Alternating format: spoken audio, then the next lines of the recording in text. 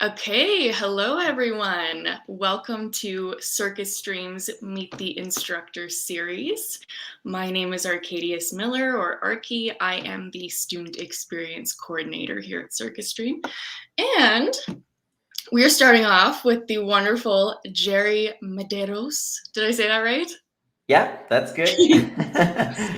So he is our head of education, and you also are an instructor, right? Yep, I am also an instructor sometimes when I'm free. An instructor on the down low. So Yeah.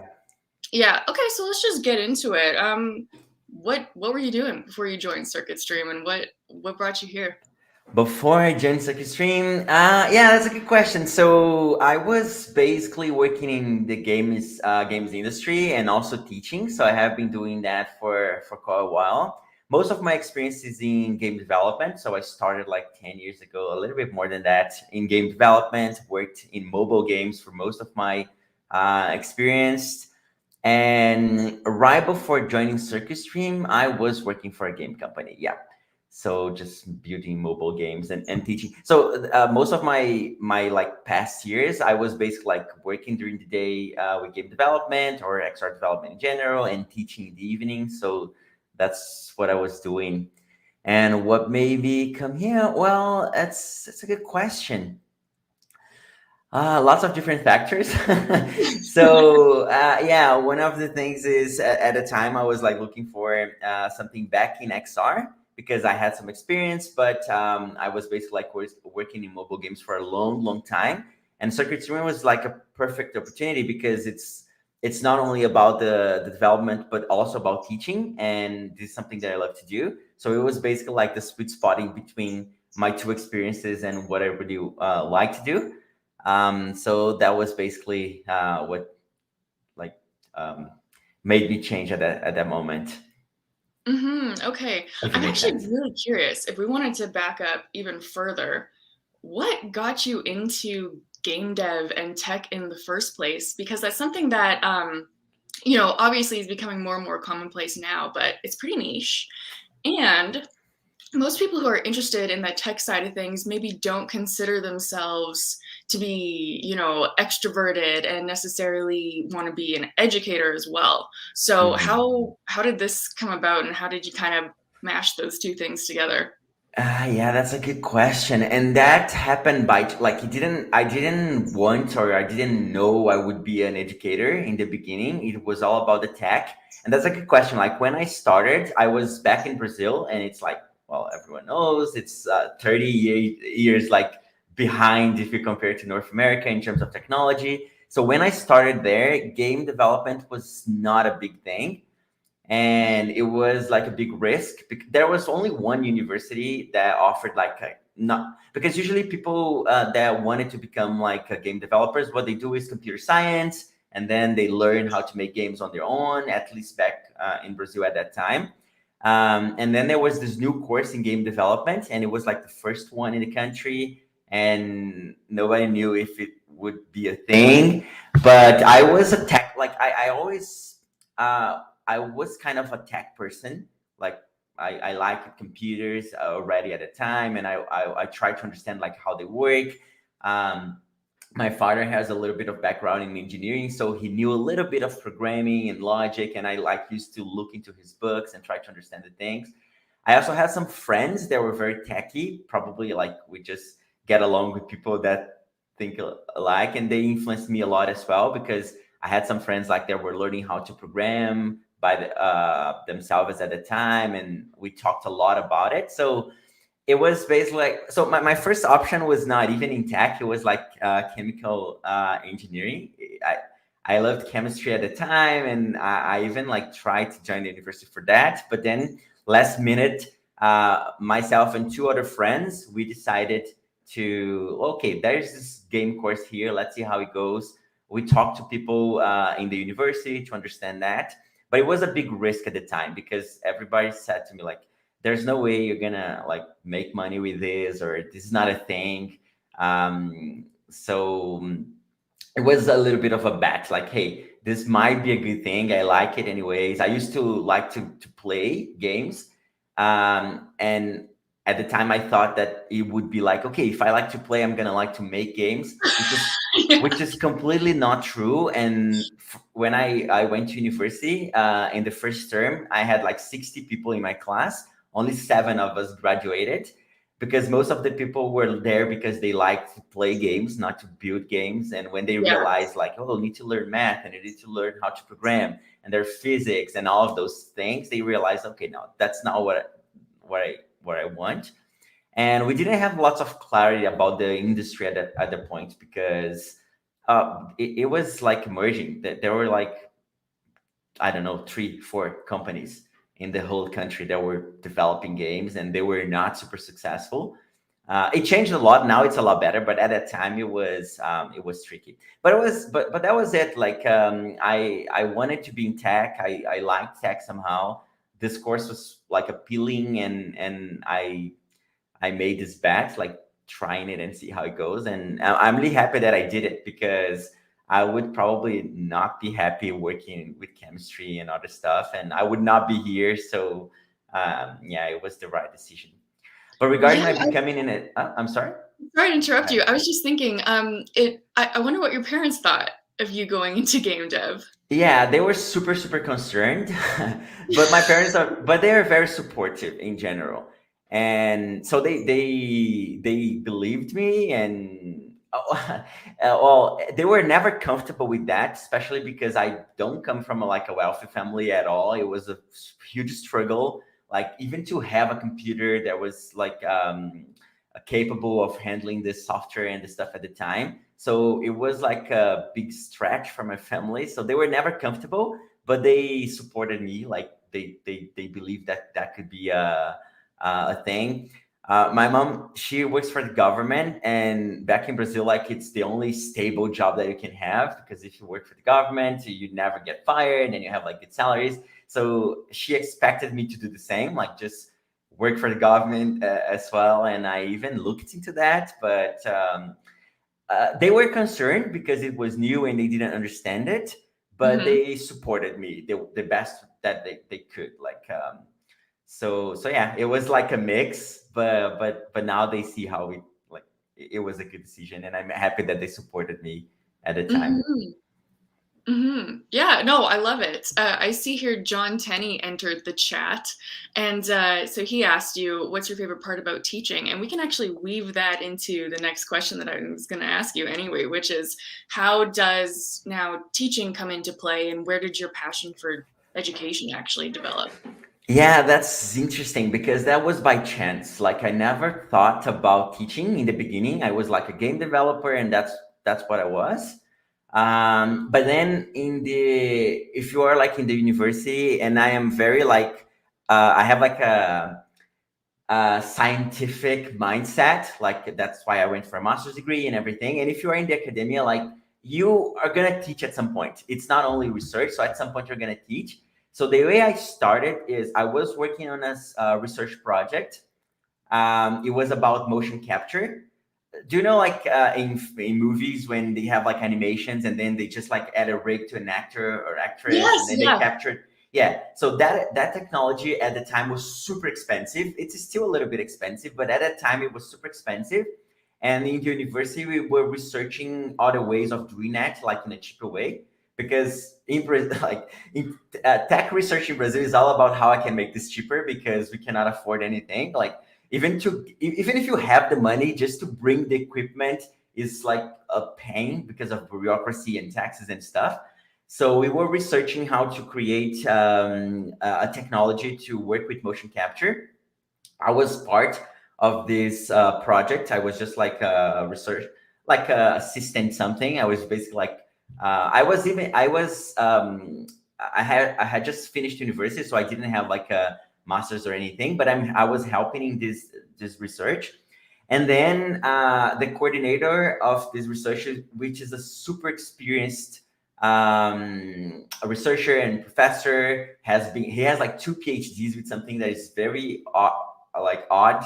Usually people have one. So I was working with him in this research, and he was teaching. So I helped him a little bit with some research papers, with some class materials. And at some point, he invited me to teach. at the university, like just some topics there, because at that time the courses was game development, and in universities usually you only have like master or PhD Mhm. professors, but because it was so new, you couldn't find anyone, so they made like an exception. And at a time I started teaching, and it was fun because my students, they were like either my age or older than me. Yeah, and I've it was experienced super. that too. Yeah. Yeah, and I didn't have teaching. I didn't have teaching experience. Like I had development experience, a little bit of leadership experience already, but I didn't have like teaching experience. So I learned a lot with this professor, and that's when I started. And from there, I never stopped. So at the time, I was like, I had a full time job during the day where I was like developing games.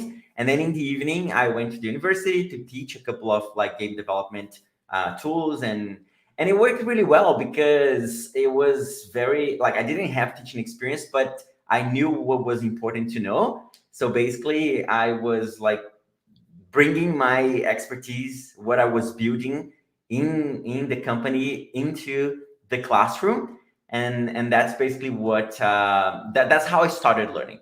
So from there, I started specializing myself because I was like, yeah, if I'm gonna be doing this, I need to know how to do it. So from there, I took my master's in computer science, and then I had like formal training for teaching, and then from there, I was like learning and specializing. I worked 4 years for a tech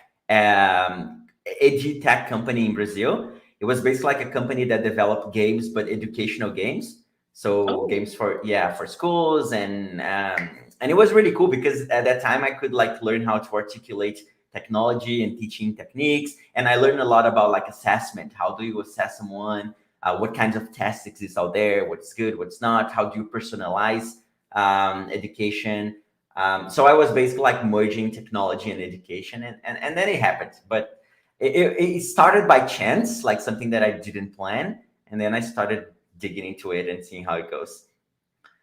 right. Okay. So, what have you found has kind of, become your teaching style? Now that you've developed, you've honed those skills, and you have quite a bit of experience under your belt, how would you describe your teaching style? That's a good question. So what I try to do as a teaching, well, actually it depends. So the first thing is, I think the first thing about my teaching style is I try to adjust it to the audience and what I'm doing. So if I'm teaching, for example, if it's like professional training for a company and everyone is super experienced, it's gonna be one thing. If it's Yeah. for beginners, it's gonna be another one. But what I try to do, I think it's like the main trait of my teaching style is combining theory and practice in the perfect like mix. I would never like teach how to do something without teaching why, but I also never teach why without teaching the how. So I try like to find a spot where people know why they're doing that and how they're doing that. But one of the things that I try to change with my teaching style, especially in many universities where I teach, they're very traditional, and they teach you a bunch of theory and lots of things that you're never going to be applying. And then when you finish your course, you don't know how to do anything. Like you have the knowledge, but you don't know how to apply it. So what I try to do is just like mix that a little bit better. It's not that the theory is not important; it's super important. Like that's why I became like a computer scientist, because you need to have the theory and you need to work on that thing. But being able to accomplish things is also super important. So what I try to do in my teaching style, like mix that. So by the end, you have the knowledge, but just the necessary, not like a lot more, because you can always like research on your own and go in depth into something. But you also know how to do things. It's very like hands-on and practical. And I also try to be like, or to use like a based approach, where I don't give you the full solution. I give you the means to find a solution, and then you need to work on your own. And that's reflected a little bit even in our courses. Like we really try to make the student be the main character, like the main person responsible for their learning. Of course, with support, but it's basically that's how real life works. You have problems and you need to find a solution. So yeah, I think that's it. Like hands on with the theory that you need to be able to accomplish things. And I try to be challenging. Like if something's too easy, you're doing that wrong, especially in tech. Like Yeah. nothing's supposed to be easy. If it's easy, you're not understanding properly. Yeah. If Even it's for too me, easy, like you missed something. you missed something. It's too easy, you missed something. Yeah, yeah, you're missing something. Yeah. Awesome. I see another comment from John Tenney in the chat. Really, really great questions from John, asking how you've impacted the course development at Circuit Stream. So, I mean, I would love if you could answer that question and kind of combine that with, kind of elaborating a bit more on your teaching style, which you've really Mhm. gone into in depth. But now, how have you brought your previous experiences into how we structure the curriculum here? Yeah, that's a good question. Like, as a head of education, like as the main responsible for the outcomes of the course, I think I impact that a lot with my vision. So basically, what you see, well, we have an amazing team of instructors, and they are all very, very experienced, and they have their own experience, and we work together. Like, I never change anything or make anything into the courses without having the input and the consent and everyone working together on that. But basically this vision of like being a hands-on approach, using problem-based learning, using project-based learning, giving the student, the empowering the students um, to like to work on their projects and to figure out their problems on their own with just enough support. This is something that I bring as a vision because I believe that's what's going to make someone successful. Like if you are not doing the thing, if you're not like chasing the problem and the solution, if you're not like putting you in uncomfortable situations, you're not going to learn. Like you're not going to be the best. And this industry is very competitive.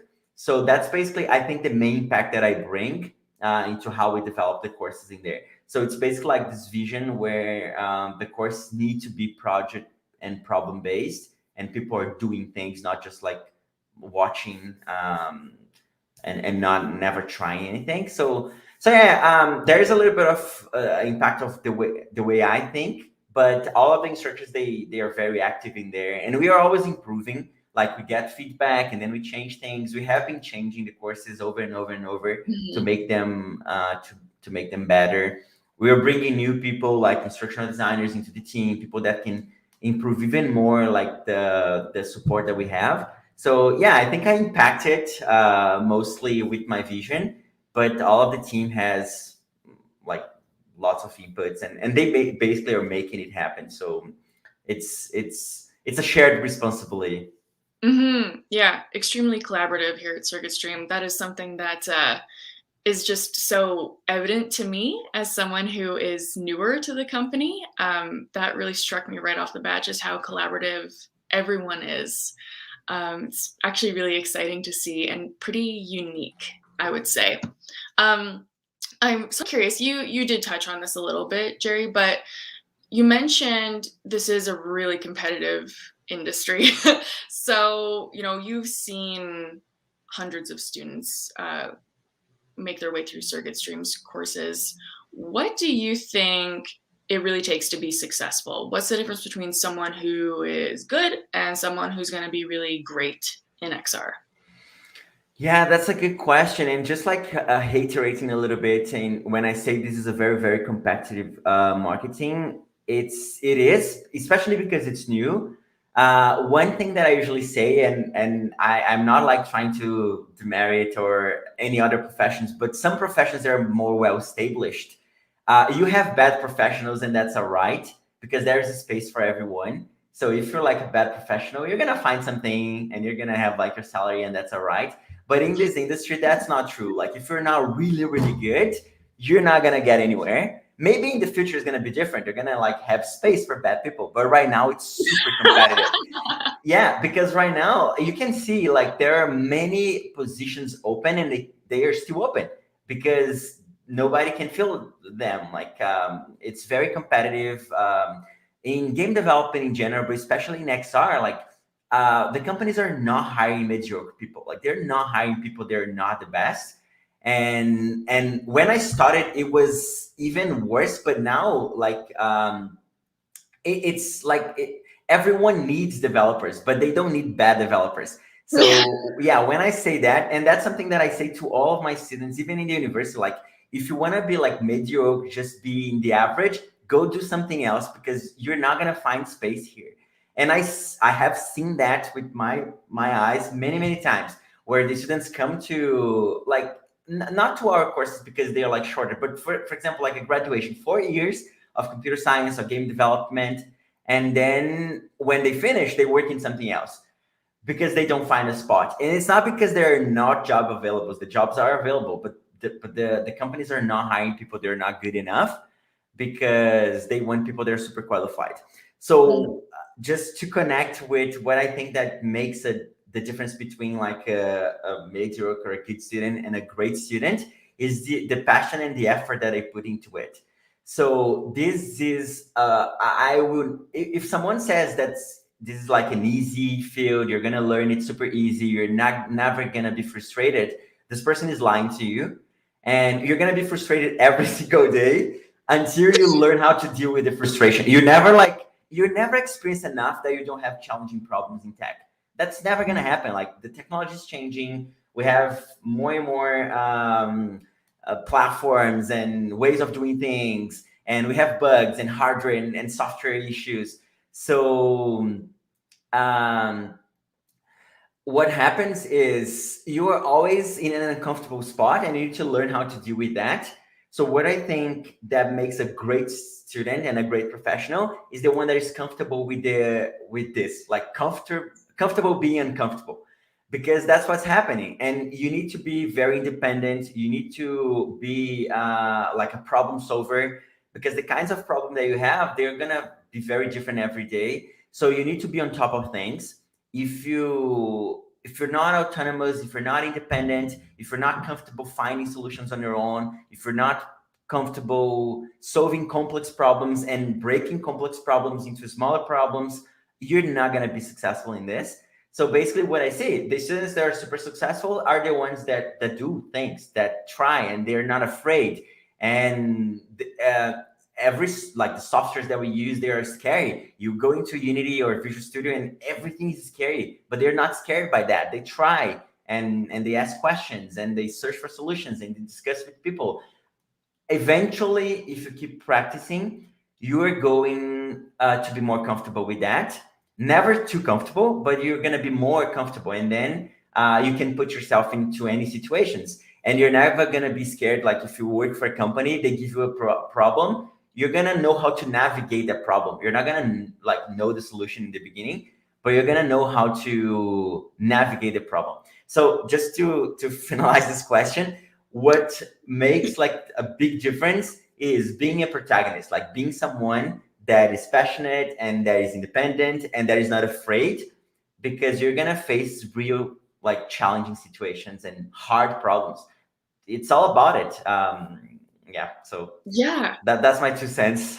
No, I love it.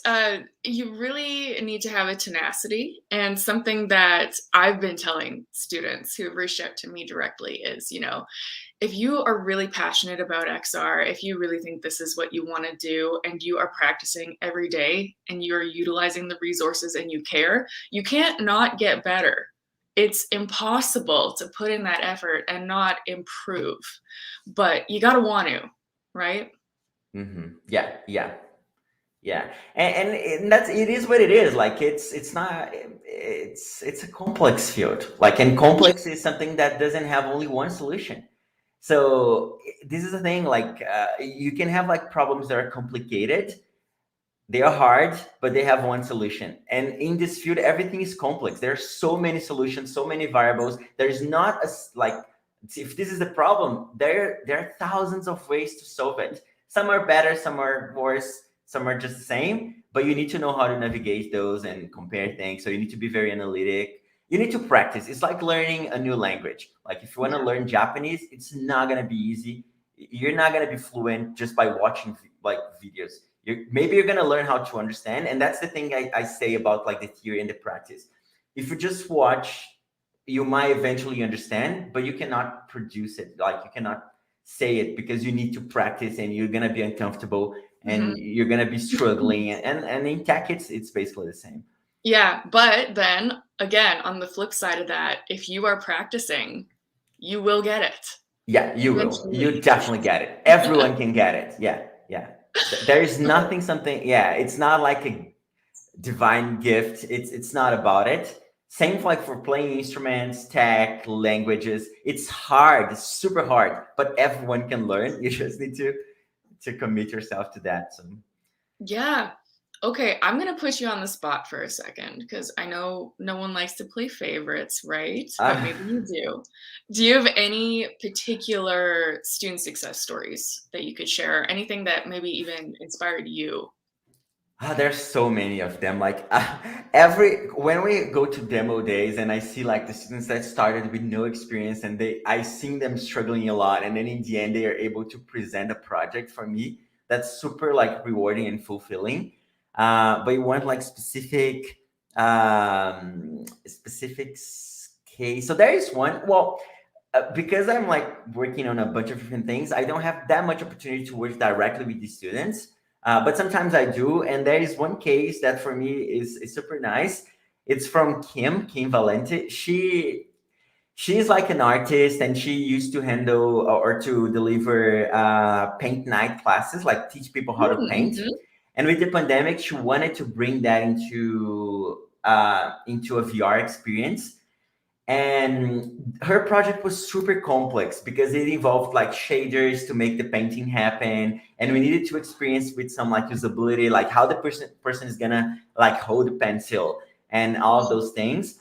And for me it was super impressive, like the ability that he she has to navigate all of the complex stuff, because it's not her background. Like she's someone from an artistic background, and at the end like she had a very complete project with an introduction and with the gallery in the end, and the painting was super realistic, and it took like lots of effort and work from her side, but also from my side, because like needing to research the shaders and how to make that happen and to explain to her, and she was getting it like so for me there are many of them, but this is someone that I will never forget because it was challenge for me as well. It was like Mm, very okay. very complex to navigate that, and even if with someone super experienced, it would be hard. And with her, someone like from a different background, like just trying to learn this, and she navigated that like super well and completed the project, and and it was fun as well. Like I needed to learn and to challenge myself. So this is one I will probably never forget, because the project is nice and the effort there was nice as well. So maybe we can find a video or something or a link for everyone to try it. But it's basically like a painting lesson. So you can paint, and I could paint like I could learn how to paint that specific frame in VR using the lesson there. So it was super super cool. Oh, that's so excellent. Thanks for sharing that. That inspired me too, because well, I'm an artist. Some people know that I draw and paint. So hearing about just all the possibilities that VR, XR have to just present to the world, it's actually really exciting. So I love that that's something that you remember and that you shared. Now, kind of on the opposite end of that, let's say you have a student and they are really struggling. They're really falling behind. How do you help them through that? How do you inspire them? Or maybe there are some specific tactics that you have, or some hard advice. Yeah, that's a good question, and that happens pretty often. Like, it's not uncommon to fall behind or to struggle, especially when you're learning how to program. It's lots of concepts. It's a different way of like thinking and structuring. So I think it depends. What I usually do is try to identify what the problem is, because different people struggle with different things. So if it's a syntax thing, for example, I try like to show them that this is basically like a language, and it's even easier than any other language because it has less words. So let's practice the vocabulary of the language and see how it goes. If it's a logic problem, and that's usually a huge struggle. Like people cannot, like, they have a problem, they know the language, but they cannot like elaborate the algorithm or the code in a way that it solves the problem. So it's basically like a logic problem. In that case, what I would do is try to help them figure out how they solve problems in real life. Like, how do we structure an algorithm? If you need to make like a sandwich, how do you do that? How do you know which steps and the order of the steps? And basically, that's what you need to tell the computer. Like, what are the set of steps that you need to do in order to solve a particular problem. So I think it needs to be very personalized. I think we need to identify like what you're struggling exactly with, and then give the right direction in terms of practice. So usually what's going to solve a problem of a student that is struggling or falling behind is practice. That's like an absolute truth. It's always practice. You need to practice, but you need to identify what. So sometimes it's going to be logic, sometimes it's going to be the vocabulary, sometimes it's going to be more advanced in terms of problem solving. But it's what I try to do. It's basically identify what kind of practice that student needs, because it's always practice. Like, it's the same when you're learning any other skill. Like if you're learning how to play the piano, what are you struggling with? It's like reading the music sheet, or is it like articulating your fingers, or is dynamic, what it is. So you need to practice that, and practice is repetition. And that's one thing that people sometimes don't realize. Like if you're learning language, you're gonna listen and repeat, listen and repeat, listen and repeat. If you're learning how to play an instrument, you're gonna repeat, repeat, repeat, repeat. So basically, that's about it in tech as well. You need to repeat something. You just need to find out what, and then you need to practice and practice. So it's very similar to learning any other complex skill. So I like to compare it to learning like idioms or music instruments, because those are the things that I needed to learn at some point, and I struggled with that. And it's the same process. Like you need skills. You only get skills by practicing, and practicing is boring because it's repeating, repeating, repeating, and it's frustrating. Like if you're trying to pronounce a word that you cannot pronounce, you need to repeat many, many times, and it's frustrating. If you cannot like make a scale in a piano, you need to practice that until your fingers just do it automatically, and you don't need to think about it. So programming or creating games is the same. You just need to practice the right thing, but once you practice that, you're gonna get it. So that's my advice. Like if you're struggling, identify what you're struggling with, and this is not sometimes easy. Maybe you need help of a professional, like an instructor or someone, to tell you, hey, this is what you're struggling with. So identify what you're struggling with, and then practice a lot. That's what you need to do if you're struggling. Absolutely. And by the way, for everyone watching, we have resources for that. Sometimes students are like, I don't even know what I don't know. Well, talk to someone about it, because our instructors are the experts, right? And they're going to tell you what you don't know. They're going to help identify that problem, because you're absolutely right. Sometimes you don't actually know what's going wrong. You just know something's not working. Yeah, that's a normal thing. One rule of thumb that I try for myself, it's not an advice if you want to try this on your own, but one thing that I do myself is I set a time box.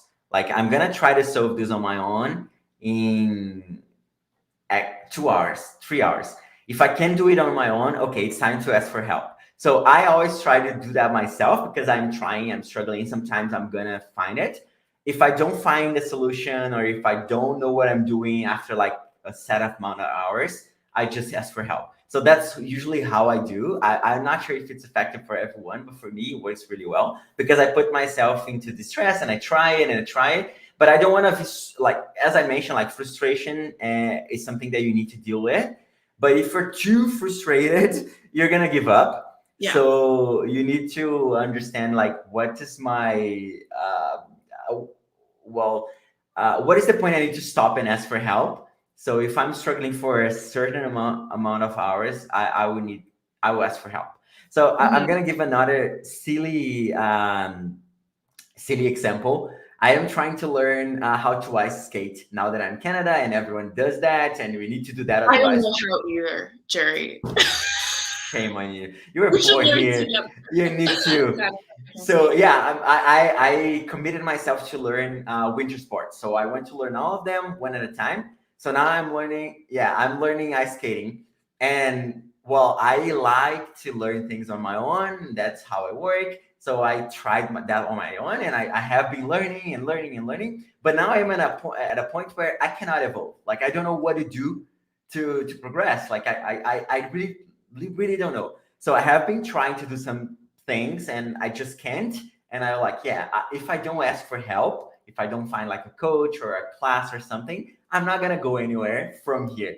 So Mm. I that happens in every skill that you want to learn. Like maybe if you're struggling too much, it's time to ask for help and to identify how someone can put you in the right direction. So everything that you're trying to learn, you're gonna struggle, but it's good to try to find like, okay, if I'm struggling too much, maybe this is not right. Like it's being frustrated for a long while. Let me help find someone that can help him move on.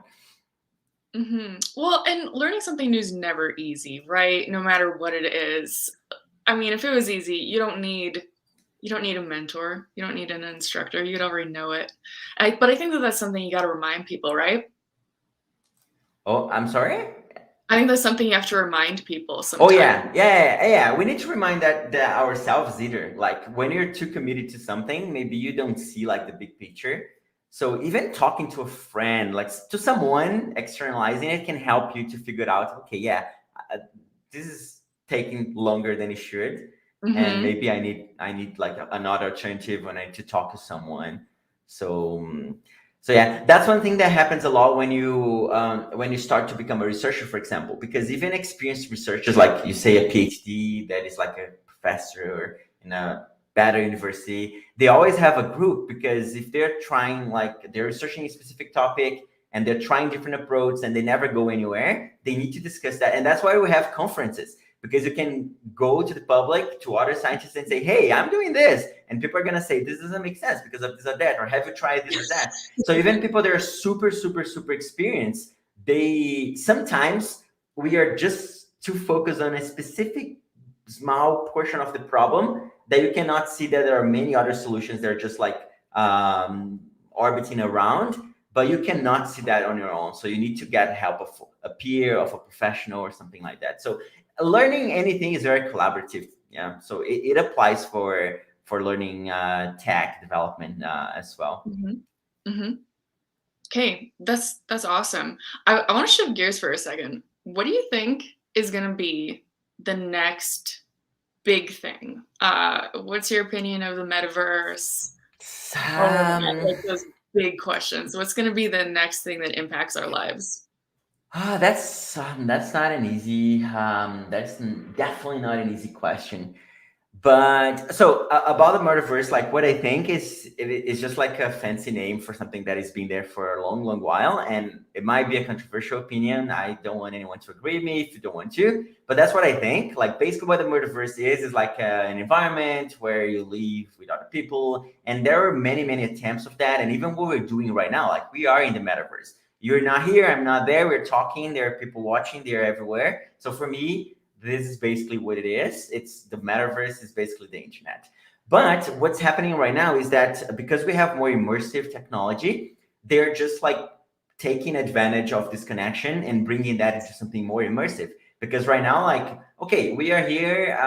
It's just a flat 2D screen, but in VR, we can be in an environment as we do in VR coffee hours, for example, and we can go to a camping. Well, we can go to places and see different environments, and that's what it is about. Like it's not just it's like presence. It's more present, so it's more immersive. What I think the metaverse is basically this, like improvement of hardware and software. So we are together virtually in better environments. That's what I think. So the next big thing, well, it's hard to say, but I have in my mind like two different things. So the first one is adoption, because right now like it's starting to get used. Like people can have a headset at home, and you don't need to be like um, working. Like you don't need to be super rich or everyone. Not everyone, but like it's a lot more accessible now than when Mhm. I started. So I think the first thing is accessibility, and not accessibility, access and reach, like with the Oculus, not yeah, with the Meta Quest or whatever they want to call it. It's so cheap that many people can buy it now, and you have um, applications for chat, and you have games, and it's starting to become more prominent in there. Same with AR, like with the new phones, you can play AR games, and there's Pokemon Go and other things, and it's and Snapchat filters and TikTok filters, and all of those things which are augmented reality to some extent, um, which are more present to the public. So I think the first thing is access. As like in the beginning of the 90s, that everyone started to get in computers and internet, and now every single one has that. And same with mobile phones. Everyone now has mobile phones. It's gonna happen with like headsets and other immersive technologies as well. So it's gonna make it easier, because then you can have more products, and you can assume nowadays, for example, I can assume every single person I'm gonna meet has a phone, and I can message this person. Mm-hmm. That's a fact. Like if this person doesn't have it, they are different. They are the exception. And that's not true for for virtual reality headsets. I cannot just meet someone on the street and say, hey, let's meet on Outspace VR, because it's not like common sense. Not everyone has that. I think that's the first big thing. Like everyone is going to experiment that and have that. And it's going to open up opportunities for training. You can go to university in that thing, or you can, I don't know, you can go on dates. You can do things in this virtual thing, and then it's going to become like common sense. I think that's a big thing. The second thing, in my opinion, is advance of the hardware. Like why virtual reality, it's good, but it's not perfect, because you cannot sense things. You don't have like force feedback. So if you grab something, you're not really grabbing that. So you don't have like sensations. What I think is going to happen is it's going to be more immersive. Like the hardware is going to improve in a way that you have like tactical feedback. I don't know, maybe if I touch something, I can feel that I'm really touching something. If I don't know. Yeah. So I think that's potentially what's going to be the big thing. Like first, it's going to be more accessible. Everyone's going to have it. Second, it's going to be more immersive, because right now it's just like, even the field of view, like the best headsets that we have, like this guy here, which is super expensive. The field of view, it's not as the human field of view. So you always see something that is gonna like throw you off. So I think like harder evolution, and it's gonna be more immersive, tactile, more haptic feedback, and I don't know. I think there's not gonna be like a big jump, but it's gonna be like progressively improving in terms of hardware, quality of the hardware. But I don't know, it's just speculation. Anything can happen, nothing can happen too. So Yeah, I think the thing that I imagine is this access to it that you were mentioning previously. Like I imagine this world where my little granny can put on her headset when she's at the grocery store, and she can see where all the deals are. Things like that that make people's lives easier. easier. I can definitely see that. So, personal question for you. You kind of mentioned this a little bit. You said that you are wanting to learn winter sports. So obviously that's something that takes up a lot of your time. What do you like to do when you're not working, when you're not doing the XR thing? Like, who is Jerry? That's a good question. So I really like to learn new things. So I'm always trying to learn stuff. I just try to learn things that are not related to technologies, so I don't make all of my life about it, because that's a risk when you like what you do. So yeah, I'm very outdoor. Like and it might be a little bit like weird for people that are in tech. That's a stereotype that you're like always indoors playing games and stuff. But and I used to be a lot more like that. But I like to be outdoors. So back in Brazil, like I used to scuba dive a lot. I was like certified scuba diver. We used to do that as always when I can. Go for hikings and things like that. So since I moved here, diving in the winter is not a thing. Well, actually, it is a thing. There is cold water diving, and I just found out about that here. But you need to have like a specific training, which I don't have, and Are I you don't want interested to in do that? that. Huh? Are you interested in that? No, not really. I think I'm gonna wait for the spring. Yeah, Yeah. I'm gonna wait for because the thing is, even in the spring, even in the summer, the water here is cold. If you dive like 10 meters, it's gonna be like a lot colder than any waters I have in Brazil. So I will need to see if I still want to do that and how it feels. But I've got to admit, How it I met, feels. yeah, I met some people Okay, that do it and it seems nice. Yeah. So yeah, I like to be outdoors. So here, I have been like going for some hikes. Didn't do anything crazy because here like everything is icy and snow, and I need to learn the technique, and I don't want to die. So I'm like going slowly. But I have been like exploring the city, going to parks, learning like winter sports. So I started with ice skating. I will learn how to play hockey. So I'm into sports. One thing though is that I'm more like into individual sports. I was never good in team sports. So I let's see how it's gonna go with hockey because it's a team sport, and usually I don't perform really well in team sports. I yeah, but let's see. But nice. that's it. Like I like to be outdoors doing things, enjoying the weather. If it's cold or if it's warm, I don't care. Like I just try to make the most out of it. But yeah, I like to learn stuff. So I'm back into learning French again now that I'm here. So trying to learn things that are not tacky too. But yeah, Hmm. try to keep active so I Yeah. don't die too early. Oh my gosh. Jerry, why do you find that you don't perform well in team sports? I'm I surprised don't. to hear you say that because this I whole conversation has been about collaboration. So why is it different when it's a it's physical I thing? Yeah, that's a really good question. And I people always ask that me like, "Hey, you're like a leader and you're a team player and you like manage teams and work collaborative with people. Why you don't like team sports?" I think it's I really don't know. I think I have some trauma, like some childhood thing, No. because yeah, because back at school, like I was never good at soccer, and Brazil is like all about soccer and even in school. And I was never like like when you're choosing your team, I was never picked like first. Nobody wanted me to play in the teams, and because I don't like soccer. Like I think it's because I didn't like the sport, so I didn't put any effort into learning how to be good at that at the time. And I think I just like built this small trauma where I remember, hey, I used to like when I needed to play soccer, people didn't want to play with me. So I put in my mind that I'm not good at that. So I started Mhm. playing other stuff. Like I used to swim, and I was really good at that because I don't need to rely on anyone and nobody needs to rely on me. So I went for swimming and then running. Um, what else I played? Like table tennis is something that I was used to be really really good, and so like I developed myself into individual sports. I think because of the trauma with soccer, but I Mhm. think it's more about that. It's just that I didn't like put any effort into that, and You then felt I still rejected, so you said to heck with it all. yeah, and then I still have that in my mind. But let's see with hockey how it goes. And maybe it's just a thing with soccer that I don't like it very much. And, Aw. Okay. yeah. That's kind of sad, but it makes sense. It makes sense. Do your solo sports, master those.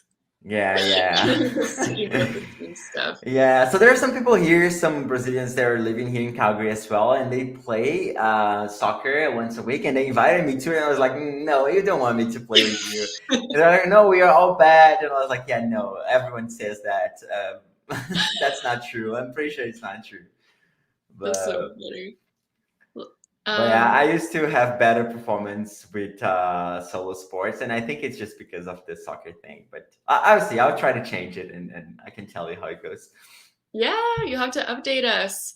Let's we have a few people in the chat. Let's take a look. That was it for the questions that I was going to ask you here, my friend. So, let's see what we have. Andrew.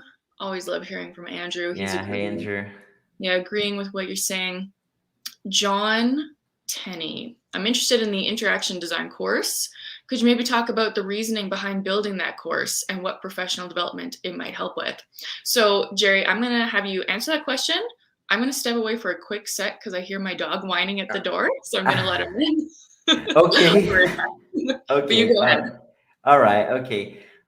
So interaction design course, maybe talk about the reasons behind building that course. Okay, yeah, that's a good thing. So the reason behind building the course is because like Programming and design, they're two different. They have some intersections, but they are very different fields, and they require different skills.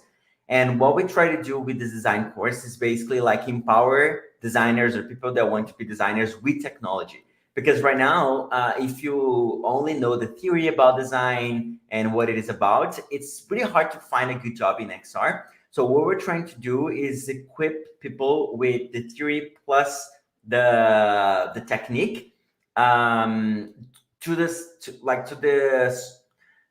the perfect level. So basically, what this course teaches is first interaction design, like an overview of interaction design, why it's important, why it is, how do you deal with people, if you're making a project, what do you need to take into consideration, what brings comfort and discomfort in VR. So what are the good best practices? So that's basically like the first bit of the course. And then we jump into technology, like how do you prototype things in Unity? If you want to experiment with interface, what do you do? How do you do that? If you want to like navigate an environment, how do you import that environment? How do you mock an environment and test that? So basically, that's what this course is about. It is it's mainly about design. Like it's all about design, but we want it to be practical so people can learn how to prototype. So if you have an idea, that's the thing about design. Like if you have a good idea, how do you make sure it's a good idea? You test with your audience, because if it doesn't work for your audience, it's not good. It's not because I am a genius and I thought about this wonderful thing that's gonna work. So you need to think about safety. You need to think about comfort. You need to think about a lot of things, and that's what a designer needs to be able to do. Like, okay, I have a problem. I need a solution. Should the solution be AR? Should it be VR? And why? What are the interactions that I can use? If it's like it's gonna be using a factory, you have some specific constraints. If it's gonna be used for safety training, or if it's a game, you have different environments, and you need to know how to test a solution. And to test, you need to have something. It can be like a paper prototype, it works, but in VR, maybe you want to have like a digital prototype, and how to do that in Unity or using other tools. So basically, that's what the design course is about. Like, it's gonna equip the person with the theory to think about a solution and to test that solution with real users, and also with the technique to build simple, small prototypes that can be tested, so you can find which solution you're going to be using. Because design is about that, is having alternatives and finding the one that solves your problem the best it can in the given circumstances. So that's it. That's what this course is about. This course is quite new, so we have been changing, we have been improving it. We're bringing more technologies and more partners to this course. So stay tuned. It's improving. We are making it even better. But that's the whole point about it. It's to train people on design skills, a little bit of tech skills, so they can convey their ideas and test their ideas with users. I think that's it. Okay, awesome. Carrie said they always enjoyed the classes that they took with you. You have a great approach to teaching. Thank you, Carrie. Thanks. Yeah. Provided an approach to problem solving. That's excellent. That's all about it. Okay. Miguel, show us your art, Archie. Well, do you know what, Miguel? Eventually, I'm going to have my own interview. And at that time, Oh, yeah.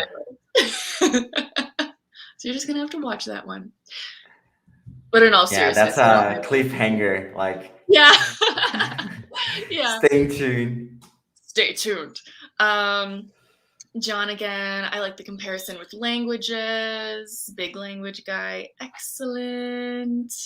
Yeah. Oh, Andrew's commenting. Archie, where's this going? Oh, let's build an Archie art gallery. Yes. Great idea. You can be the one to build it. We'll go there for VR coffee hour. There are many. That's actually a good idea. We should do that. There are other artists in the community, and they're doing stuff. So we should do an exhibit.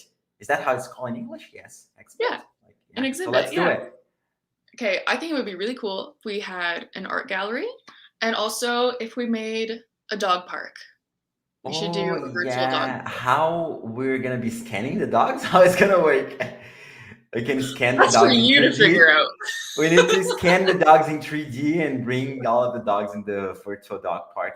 Yeah, let's do it. Let's do both. So we're gonna do our art gallery exhibit with art from students and the community in general, and we're gonna do a dog park, off-leash dog park with Yes. our dogs scanned.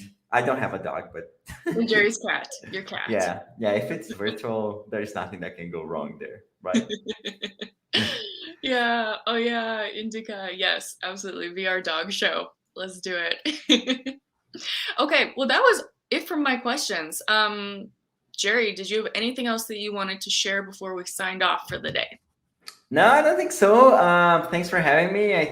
I hope it was helpful somehow. If someone still has questions or want to like reach out to me, I am on our Slack channel. I am on LinkedIn, so just feel free to message me, and we can keep our conversation there. We're gonna have more series with the other instructors, with all of the amazing instructors that we have. So stay tuned because different experiences, different approaches, but everyone is super, super amazing in the team. So I'm excited about that too. Me too. Ooh, Is that your dog? Yeah, in VR you can mute there's the a dog. squirrel. There's a squirrel. Okay, well, on that note, I will chat with you later, Jerry. Goodbye, everyone. Thanks for tuning in. All right, bye bye. Talk to you soon.